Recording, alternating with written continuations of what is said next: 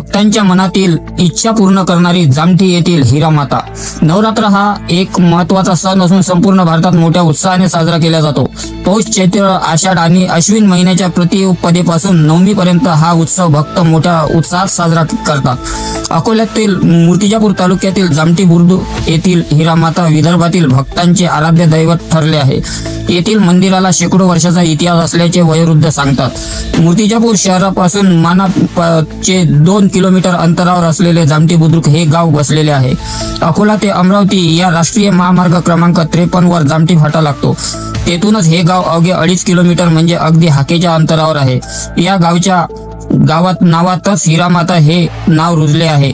येथील हिरामाता यांच्या पदस्पर्शाने ग्राम जामठीमधील हिरामातेचे पुरातन मंदिर जागृत स्थान म्हणजे विदर्भातील भक्तांचे आराध्य दैवत आहे।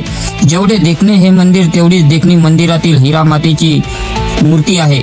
गोल आकाराच्या काळ्या पाषाणात ही मूर्ती कोरली गेली असून त्यावर चांदीचा मुकुट चढवला आहे। देवीचे हे मोहक स्वरूप पाहून डोळ्यांचे पारणेच फिटते।